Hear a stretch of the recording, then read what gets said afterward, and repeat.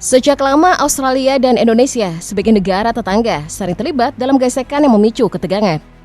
Salah satu konflik yang paling menonjol adalah sengketa Pulau Pasir di selatan Nusa Tenggara Timur (NTT). Australia mengklaim pulau tak berpenghuni itu sebagai bagian dari wilayahnya, sementara Indonesia menegaskan bahwa pulau tersebut berada di bawah kedaulatannya. Akibatnya, banyak nelayan NTT yang ditangkap oleh otoritas Australia saat melaut di sekitar wilayah tersebut. Ketegangan seperti ini berpotensi memicu konflik yang lebih besar, bahkan konflik militer. Namun seiring berjalannya waktu, banyak negara menyadari bahwa perang militer hanya menghabiskan sumber daya tanpa hasil yang signifikan. Alih-alih negara-negara kini lebih memilih perang dagang atau ekonomi sebagai cara untuk memberikan pukulan telak kepada lawan. Hal ini juga bisa terjadi antara Indonesia dan Australia. Meskipun sering bersih tegang, hubungan dagang antara Indonesia dan Australia tetap kuat dan strategis. Faktanya, perdagangan dan investasi antar kedua negara terus meningkat setiap tahun. Menurut data, kerjasama ekonomi Indonesia-Australia tumbuh sebesar 6,9% dari 2018 hingga 2019.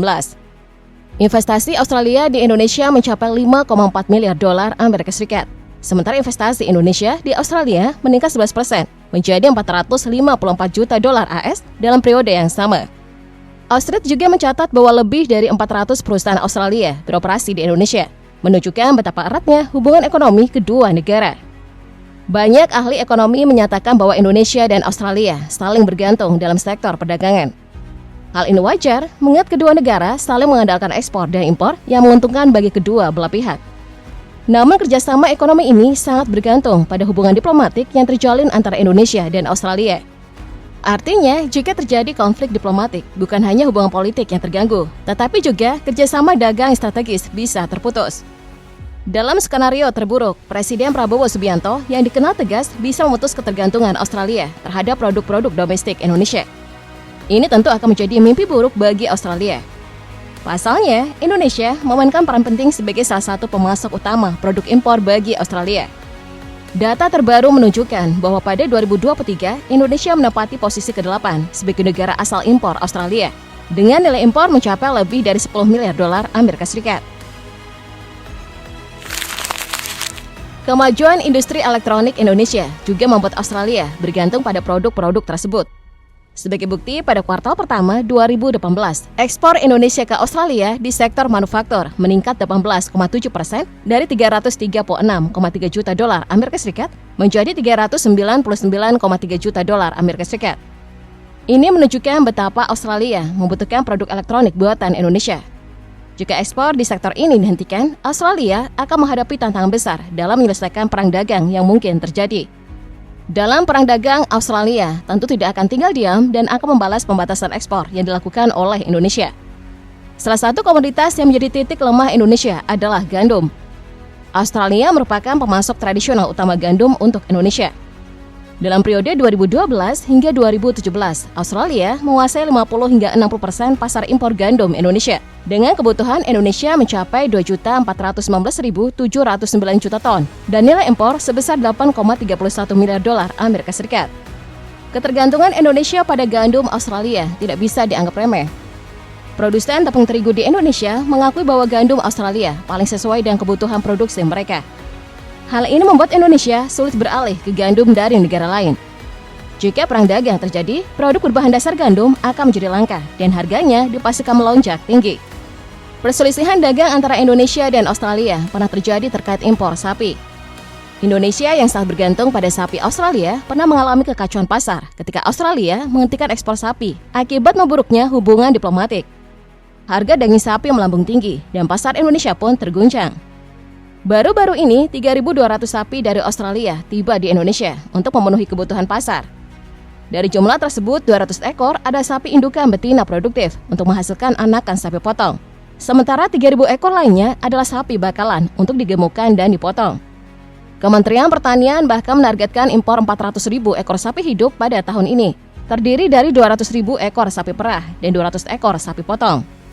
Namun dengan adanya potensi perang dagang, Indonesia tidak ingin terus bergantung pada sapi Australia.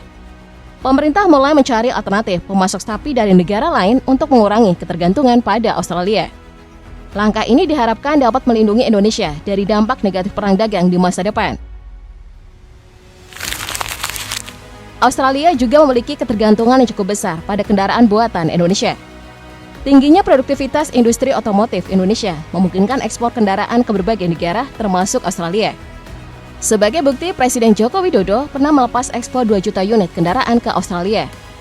Ini menunjukkan betapa tingginya kebutuhan Australia terhadap kendaraan produksi Indonesia.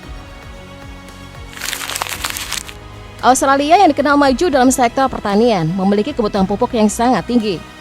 Indonesia menjadi salah satu pemasok utama pupuk untuk Australia. Pada 2022, nilai ekspor pupuk Indonesia ke Australia mencapai 263,19 juta dolar AS. Pupuk dari Indonesia dinilai cocok dengan kondisi iklim dan tanah di Australia, menjadikannya pilihan utama bagi negeri kanguru tersebut. Selain furniture, Presiden Prabowo Subianto juga berpotensi menghentikan ekspor biji kopi hijau ke Australia jika perang dagang terjadi. Hal ini tentu akan mengganggu pasokan kopi di Australia yang sangat bergantung pada komoditas ini. Baru-baru ini, pada Januari 2025, Sumatera Selatan mengekspor 277,2 ton biji kopi ke Australia dan Malaysia, senilai 33,6 miliar rupiah. Data ini membuktikan bahwa Australia sangat bergantung pada kopi Indonesia. Jika ekspor dihentikan, Australia akan kesulitan memenuhi kebutuhan bahan baku untuk produk kopi olahan, seperti kopi bubuk dan minuman kopi siap saji. Dampaknya perekonomian Australia bisa terguncang. Salah satu produk ekspor Indonesia yang sangat diminati oleh pasar Australia adalah furniture. Baik furniture kayu maupun metal dengan desain khas Indonesia, seperti ukuran Jepara atau produk berbahan rotan, telah menjadi primadona di negeri kanguru tersebut. Keindahan dan keunikan desain furniture buatan Indonesia membuatnya sangat populer di Australia. Bahkan nilai impor furniture kayu dari Indonesia mencapai 459 juta dolar AS, sementara furniture metal mencapai 449 juta dolar AS. Angka ini membuktikan betapa Australia bergantung pada produk furniture Indonesia. Jika Presiden Prabowo Subianto memutuskan untuk menutup keran ekspor furniture ke Australia, pasar Australia pasti akan kelimpungan mencari alternatif pengganti. Furniture buatan Indonesia tidak hanya terkenal karena kualitas kayunya yang tinggi, tetapi juga karena keahlian para pengrajinnya dalam menciptakan desain yang unik dan menarik, menggabungkan unsur tradisional dan modern.